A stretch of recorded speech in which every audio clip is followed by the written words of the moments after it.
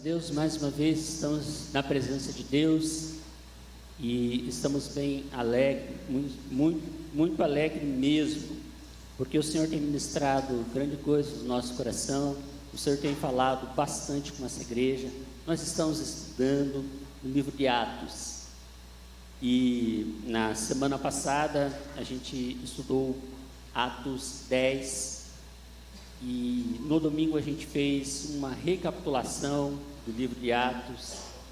E no final de semana passado Deus falou muito com essa igreja, ministrou no coração de todos que aqui participaram dos eventos, desde o sábado de manhã, usando o diácono Eliel, sábado à noite cantamos sobre Deus de poder, e domingo à noite a gente recapitulou o livro de Atos do Espírito Santo. E hoje a gente vai continuar aqui também no livro de Atos. Você pode deixar a sua Bíblia aberta em Atos 11. A gente vai estar discorrendo alguns versículos aí da palavra de Deus. Vamos estar dar uma recapitulada e para a gente se situar onde a gente está. Então, Pedro foi convencido pelo Espírito Santo, para ir até a casa de um centurião. O centurião era um oficial do exército, e esse oficial estava na terra natal de Pedro, e ele era do império que oprimia a nação, cobrando bastantes impostos.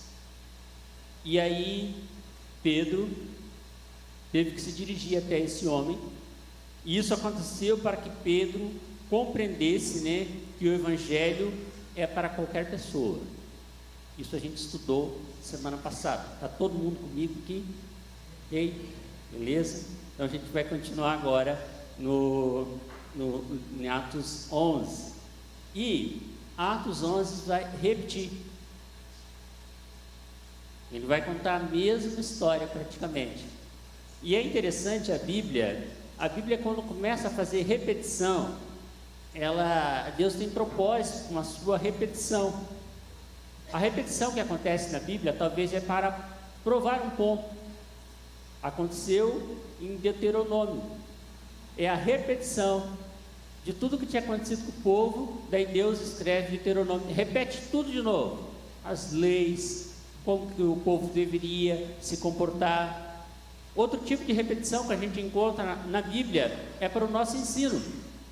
A Bíblia vai repetir muitos versículos, vai repetir muitas situações para que eu e você possamos fixar o ensino da palavra no nosso coração. E aí vem Atos 10, Atos 11, Atos 15, até daí lá em Gálatas, no versículo 2, ele vai estar tratando desse assunto que eu vou estar conversando Gálatas capítulo 2, vai estar tratando desse assunto aqui. E qual que é o assunto, Esses textos vão estar combatendo a tradição judaica no cristianismo. Esses capítulos vão estar tendo essa função de combater a tradição judaica. Tinha um povo aceitando o cristianismo, e eles queriam continuar com as mesmas práticas do judaísmo.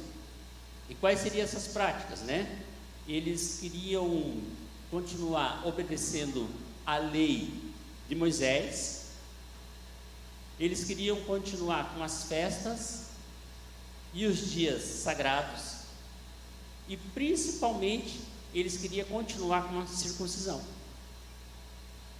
Então era esse o embate aqui dessa turma que a gente vai encontrar aqui nesses textos que eu falei. E aí Atos 11, do 1 até o 3, e aconteceu que os demais apóstolos e irmão que estava na Judéia ouviram falar que os gentios também haviam recebido a palavra de Deus.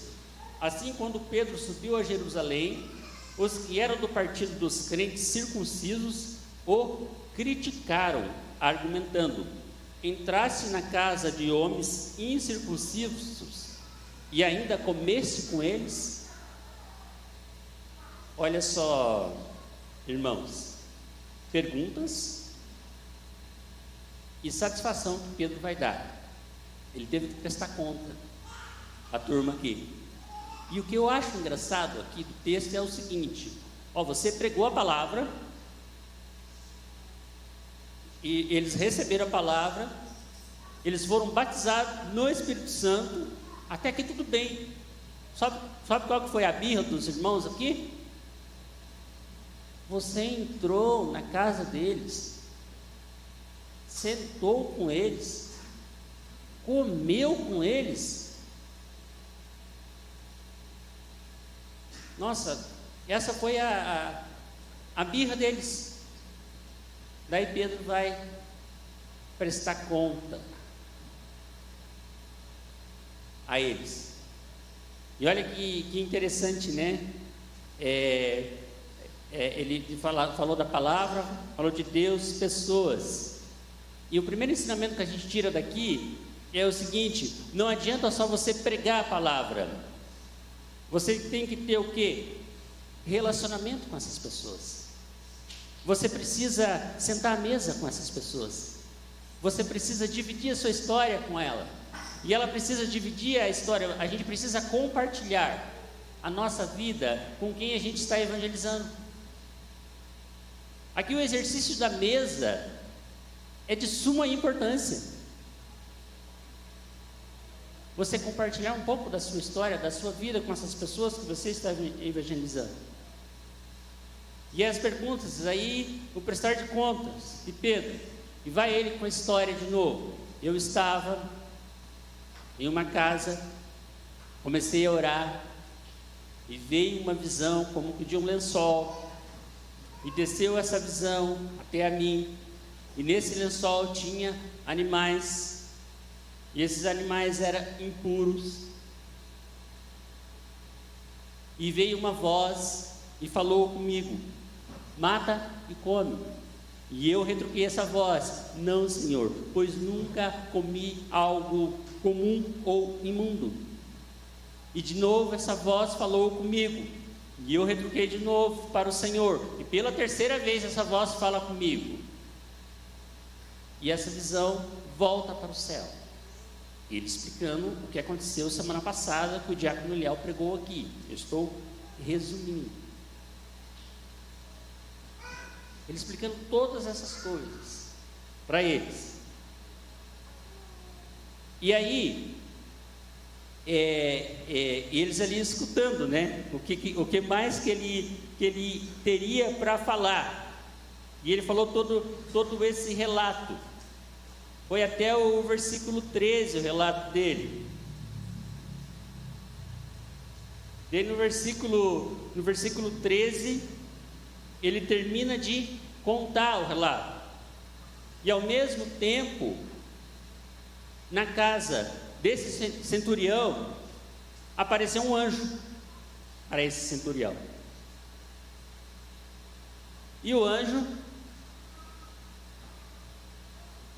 apareceu em pé no recinto da sua casa e lhe ordenou: envia homens a Jope e manda buscar Simão, também chamado de Pedro.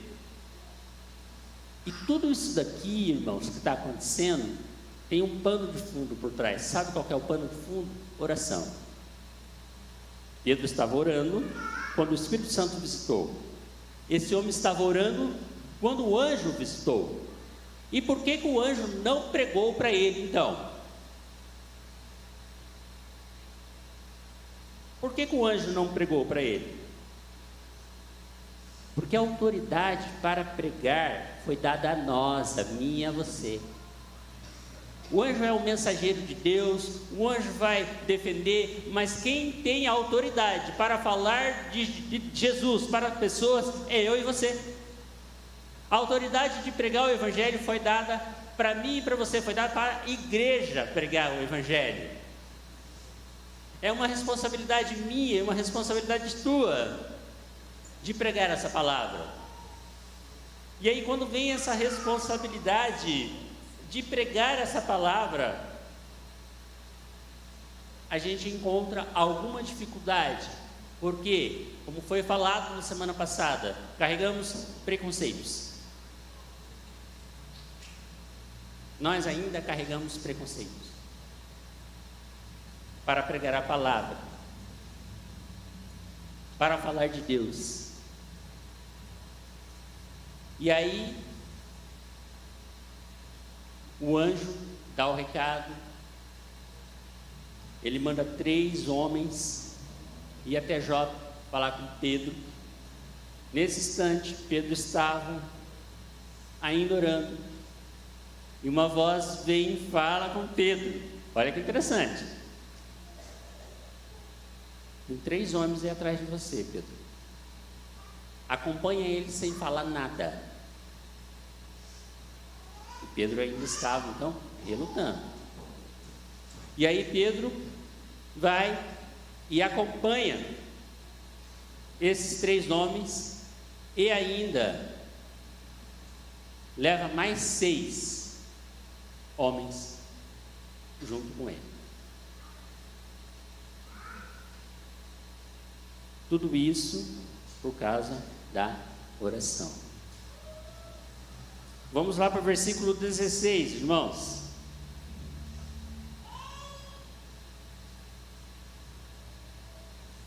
O 15 antes. Assim que eu comecei a pregar, o Espírito Santo num instante sobreveio a eles da mesma maneira como veio sobre nós no princípio. Pedro vai até essa casa e começa a pregar. Só que no momento que ele estava pregando, o Espírito Santo veio sobre eles. Porque aqui a história da casa foi muito interessante, porque quando Pedro chega lá, o homem se ajoelha diante de Pedro e começa a render adoração a Pedro. E Pedro faz o seguinte: ei, levanta, eu não sou digno de receber adoração. E a gente cantou aqui quem é o único digno de receber adoração. Pedro então faz com que aquele homem levanta, e aquele homem sem conhecimento. Pedro poderia ter aproveitado, né? Se Pedro não fosse um homem de Deus, ele aproveitaria daquela situação. Irmãos, tem muita gente sendo abusada espiritualmente por falsos pastores, pessoas que querem glória para si, pessoas que querem que as pessoas cheguem e façam reverência. Graças a Deus, Deus tem nos dado o entendimento que a única pessoa que merece adoração, que merece isso, é Jesus Cristo. O único que merece. Então Pedro fala: não, eu sou homem igual a você, fica em pé. E ele fica em pé. E agora, olha o que Pedro faz, irmãos. Olha, eu não queria estar aqui, tá? Meu costume não é entrar numa casa com uma pessoa igual a você.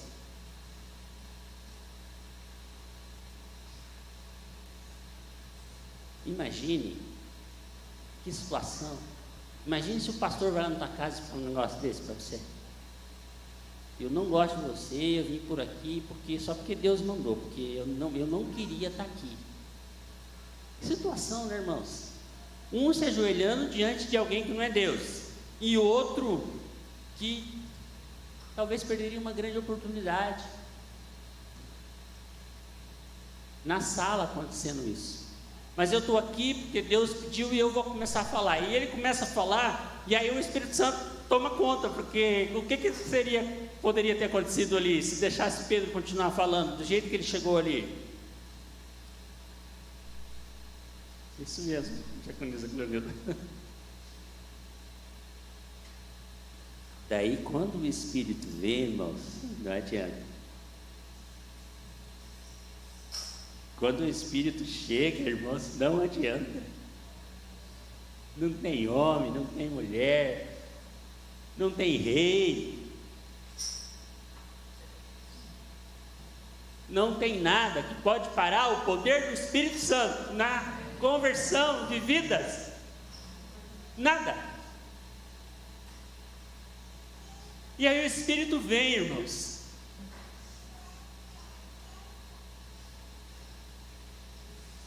Da mesma maneira que veio sobre nós no princípio.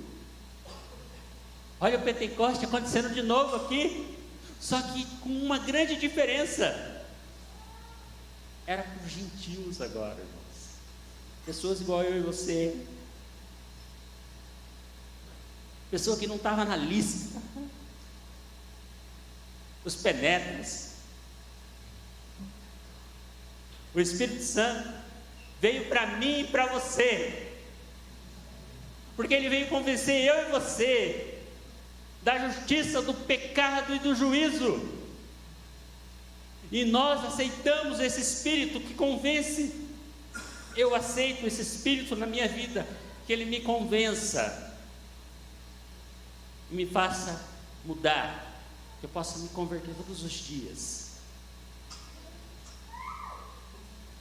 16. Naquele momento, lembrei do que o Senhor havia dito.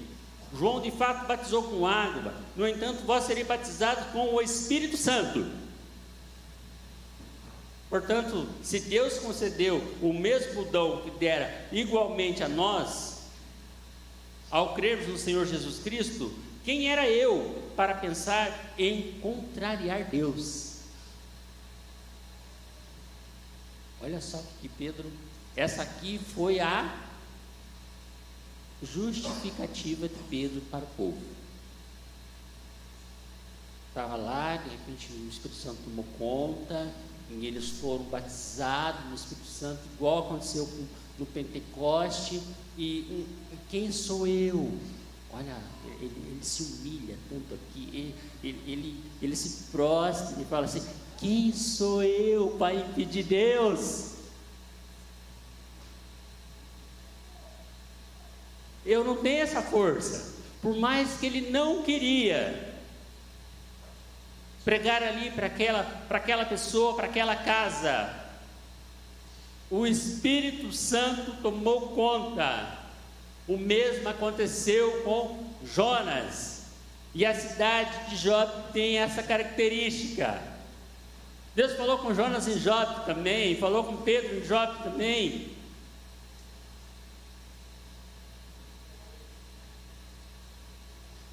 E Deus está falando comigo e com você nessa manhã também. E para Ele não tem barreira. Eu fiz, ele continua 18, diante do que fora exposto, ninguém apresentou qualquer objeção, e passaram a glorificar a Deus, exclamando: sendo assim, Deus concedeu até mesmo aos gentios arrependimento para a vida. Acabou aqui, irmãos, a confusão. E o que aconteceu? Resultou no quê? Glorificação. Quando você faz o que Deus manda, vai acabar em glorificação. Quando você obedece à voz de Deus, vai ter glorificação. Foi o que aconteceu aqui, começou a ter glorificação naquele local. Porque ninguém discute com Deus. A tradição ali se rendeu à revelação do Espírito Santo. E aqui, irmãos, a gente pode estar anos na igreja e pecando por causa da tradição. Se é de Deus, do Espírito Santo, quem que pode resistir? Quantos anos você tem de crente? Tem gente que nem consegue fazer essa conta, tanto tempo que está aqui. Quanto tempo você tem de crente? Ontem o pastor me ligou para conversar sobre a mensagem, para ver como que estava. E aí eu falei: pastor, a gente vai trabalhar questão de tradição. E ele começou a falar algumas tradições que a igreja teve, e algumas tradições.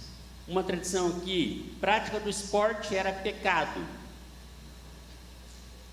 Tradição. Pessoal boleiro, A galera da bola aí já estava tudo condenado. Pecado. E era falado aqui no público que era pecado. Tradição. Televisão. Pecado. Só discutir em escola bíblica, irmãos, sobre a questão da televisão. Uma vez tem uma frase na escola bíblica: o irmão defende porque tem uma colorida em casa. Tradição. Deixa Deus falar no seu coração. Deixa o Espírito Santo soprar aí. Mulher não podia falar na igreja. Não podia falar na igreja comigo. Tradição. Não podia ocupar esse espaço público. O pastor falou para mim que para limpar, que elas também não podiam subir. Elas tinham que pegar uma vassoura com um cabo bem grande para limpar o púlpito. Tradição. Imaginou esse púlpito aqui hoje? A zeladora não poder ocupar esse espaço, já não pode falar na igreja, mas na hora de limpar, ela não podia subir aqui. Aconteceu na tua igreja, Léo. Na minha igreja. Lugar santo. Lembro que a gente não podia encostar era o púlpito lá da igreja, tinha uma cerca, a mesa ficava ali na frente, e a gente não podia encostar na cerca do púlpito, porque era santo e se encostasse. A mãe ensinava isso pra gente. Tradição. Homens sentavam de um lado, mulheres sentavam do outro, jovens sentavam no meio. Os jovens tudo prestando atenção. Aqui não podia olhar para o lado, o pai indicava ele olhar para frente. Tradição. Aí você vai falar, mas irmão Isaías, lá na carta de Paulo, quando ele fala assim, irmãos, perseverem na tradição, e nisso, naquilo, porque tem a boa tradição. Tem a boa tradição, irmãos. E uma coisa que a gente tem que copiar do povo, não a tradição, porque a tradição a gente tem que abandonar a tradição, essas tradições aí que eu estou falando, e a tradição que o Espírito Santo está mostrando para você no teu coração. Ele quer trabalhar com você nessa manhã. Talvez você é tradicional, como eu sou tradicional, e essa semana ele trabalhou no meu coração.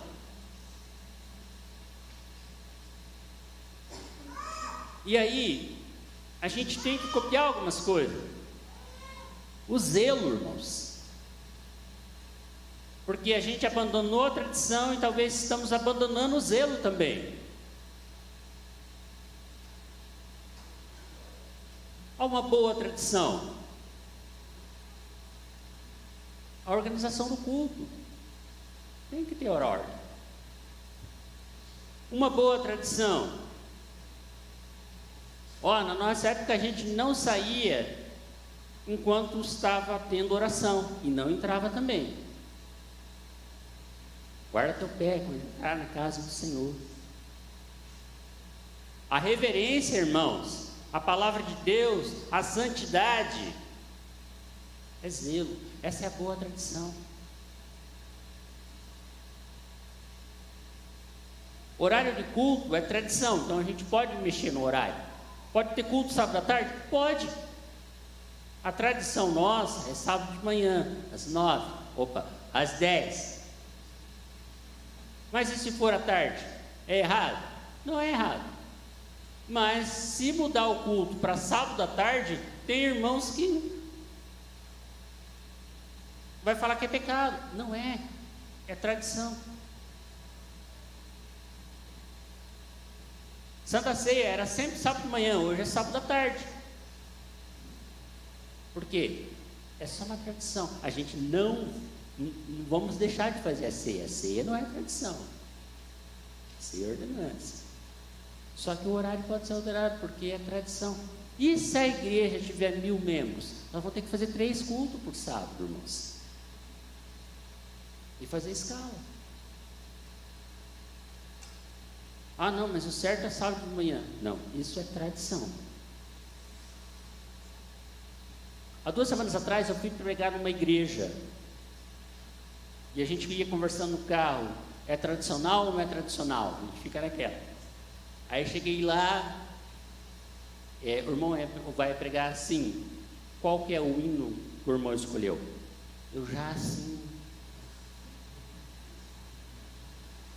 eu pensei assim, nossa, eu não vim preparado. Fala Jesus querido. Eu estava pregando sobre a tenda do encontro. Fala Jesus querido. E aí, é muito diferente. E daí, qual a leitura, o hino, o tema, e ele com uma agenda na mão, anotando tudo. E eu achei aquilo lindo, porque isso é zelo, irmãos. E aí começa o culto, dá o número, enquanto nós aqui levamos a Deus em oração. Não é errado. É uma tradição, mas é uma boa tradição. E nós também temos a boa tradição aqui. Terminamos de cantar, já vim, já iniciei, já estou pregando. Amém. Por que eu estou trazendo esses pontos da nossa igreja? Para a gente não entrar em discussões bobas. Nós não precisamos entrar em discussões bobas.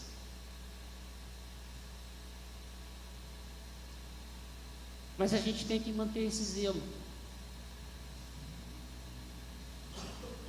E eu fui pregar lá, irmãos, e o Espírito Santo assim tomou conta daquela igreja, não por minha causa, porque os irmãos lá estavam cheios do Espírito Santo. Foi tão gostoso, eu estava pregando, eles levantavam a mão e eles completavam.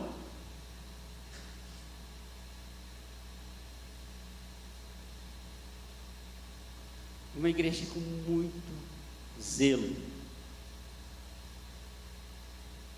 E Pedro ali naquela situação, pensando no seu passado.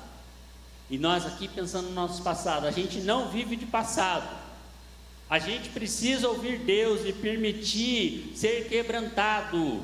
E mudar coisas que estão no nosso coração. O que você precisa mudar de tradição na sua vida?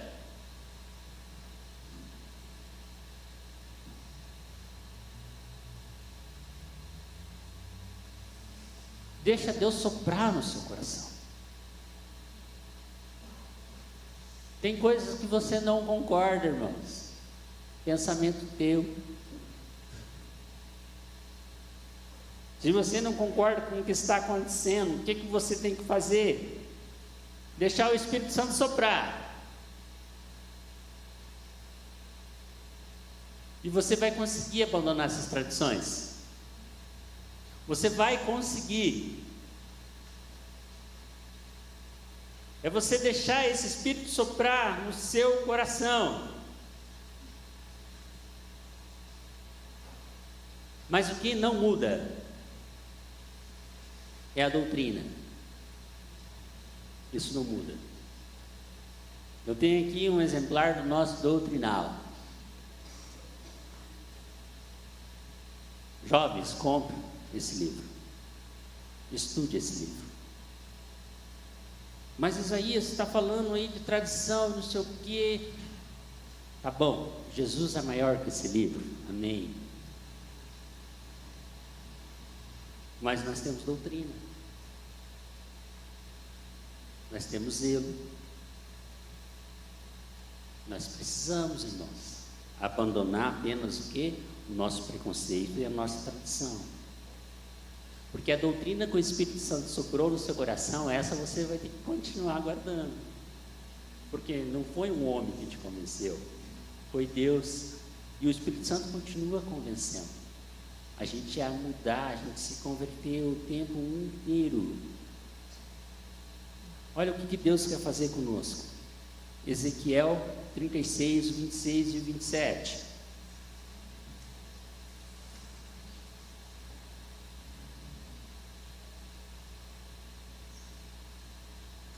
E vos darei um novo coração, e derramarei um espírito novo dentro de cada um de vós. Arrancarei de vós um coração de pedra, e vos abençoarei com um coração de carne. Eis que depositarei o meu espírito no interior de cada pessoa, e vos capacitarei para agires de acordo com as minhas leis e princípios. Assim obedecereis fielmente aos meus mandamentos. Amém? Ele quer soprar o Espírito Santo dentro de nós. Ele quer tirar o nosso coração de pedra e colocar o coração de carne. Não um coração carnal, irmãos. Um coração de carne, um coração que tem sentimentos, um coração que seja um plantio para a palavra de Deus. É isso que o Espírito Santo vai fazer com essa igreja. Encher nós do Espírito Santo. Sabe por quê? Porque quando a pessoa está cheia do Espírito Santo, não cabe mais nada nela. Se eu estou cheio do Espírito Santo, não cabe preconceito, porque não vai entrar preconceito na minha vida, porque eu estou cheio do Espírito Santo. Você está completo do Espírito Santo. E ele vai produzir frutos no seu coração. O fruto do Espírito é o amor. Ele vai produzir o amor no coração de vocês. Amém? O Espírito Santo quer fazer uma conexão com o nosso espírito. Olha só, irmãos. O Espírito Santo quer dar uma nova consciência para mim e para você.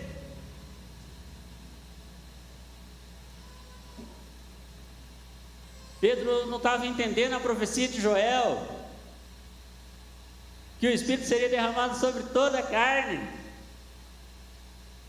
sobre todas as pessoas. Dê esse espaço para o Espírito Santo ministrar na sua vida. Se encha do Espírito Santo, para que você entenda qual que seja a boa, perfeita vontade de Deus para a sua vida e para a vida da igreja. Sem estar cheio do Espírito Santo, eu não vou entender a boa, perfeita e agradável vontade de Deus para a vida minha. Quem nos governa? A tradição ou o Espírito Santo? Quem está governando você? O que tem ocupado a tua mente? Reclamação do tipo de roupa que a tua irmã está vindo na igreja? Ou glorificação porque ela está aqui?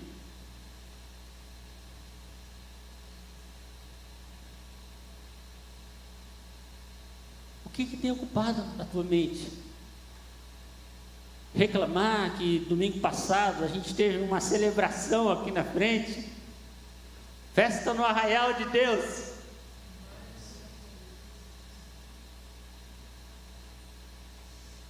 Nós dançamos na presença de Deus domingo passado. Isso tem incomodado você, irmãos? Deixa o Espírito Santo ministrar.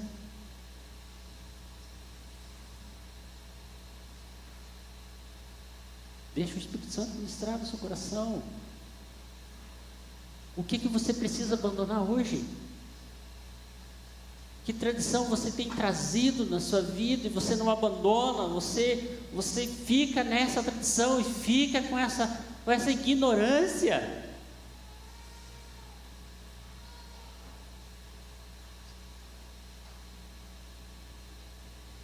Essa igreja é governada pelo Espírito Santo de Deus. Amém? É o Espírito Santo que governa. E quando o Espírito Santo governa, é muito bom. Quando o Espírito Santo governa a minha vida, é muito legal. Sabe por quê? Porque alguém pode chegar e perguntar para mim assim: Isaías, por que você não faz isso? Porque eu não quero. Mas por que você não faz isso? Porque o Espírito Santo governa a minha vida. Eu não preciso fazer isso, porque o Espírito Santo me avisa que é errado. Quando a gente estiver no governo de Deus, vai acontecer isso com a gente, irmãos. Não vai adiantar. você ficar escutando, escutando, escutando, sabe quem vai convencer você? Espírito Santo de Deus, que vai te convencer. E Ele está aqui nessa manhã para nos convencer. Convencer dessa nova realidade, nessa nova vida que Ele está propondo. Qual é a vontade de Deus? A vontade de Deus é que ninguém se perca, é que todos sejam salvos. Essa é a vontade de Deus. E para que isso aconteça, eu e você temos que deixar algumas questões.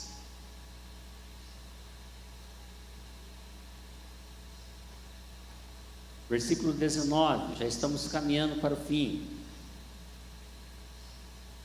Então os que havia sido dispersos por causa da perseguição desencadeada com a execução de Estevão, se espalharam até Fenícia, Chipre, Antioquia, não divulgando a mensagem a ninguém além dos judeus.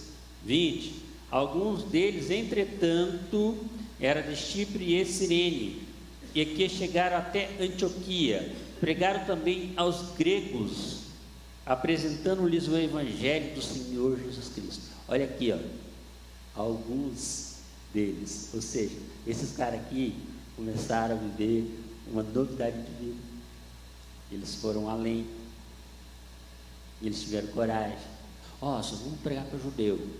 Não, mas alguns, o Espírito Santo começou a mover neles. Não, vocês vão pregar para o grego também. Eles começaram a pregar para outras pessoas, irmãos. E olha que interessante a notícia que o verso 21 traz. A mão do Senhor estava com eles.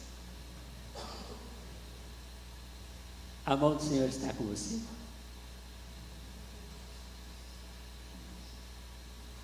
A mão do Senhor está com você?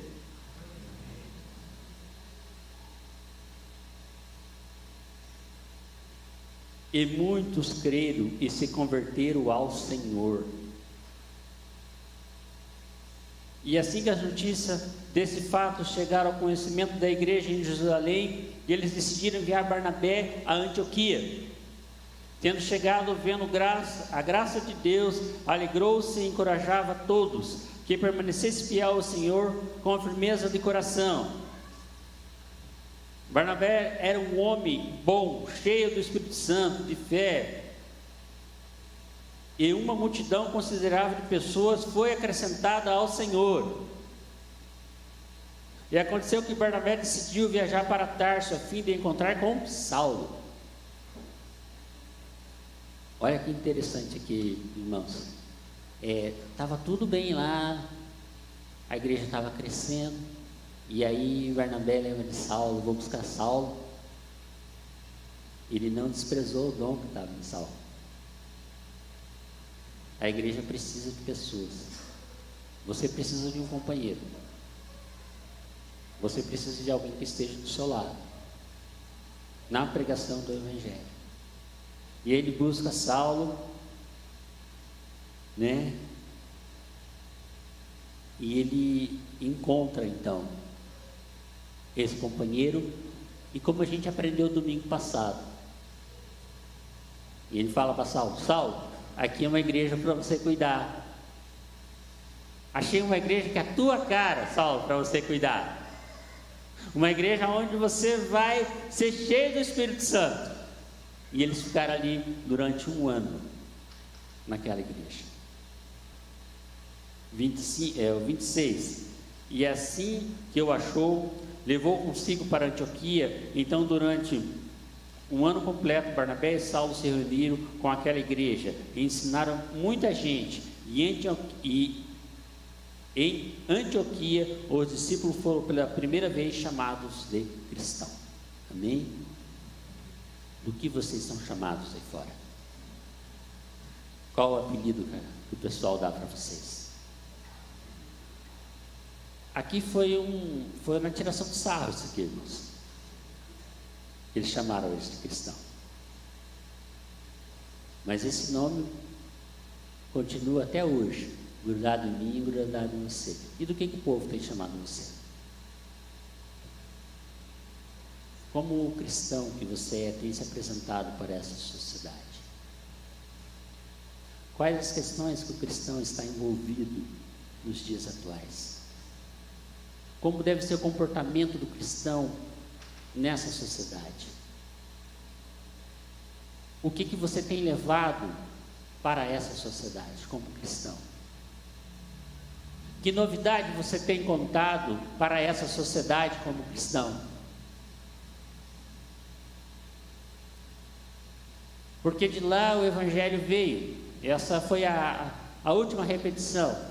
A partir da semana que vem o Evangelho vai assim, espalhar para todo mundo. E chega no Brasil, e chega em Curitiba, e chega na Cachoeira, aqui na nossa igreja. E não vai parar. Ele vai continuar. Só que para continuar, Deus está te chamando. Deus está te chamando para entrar nas casas e compartilhar, e sentar, e almoçar, e trocar experiência com esse mundo. Em qualquer lugar você pode entrar, porque Jesus entrava em qualquer lugar, e a santidade de Jesus não deixava ele pecar, e a sua santidade não vai permitir que você peque.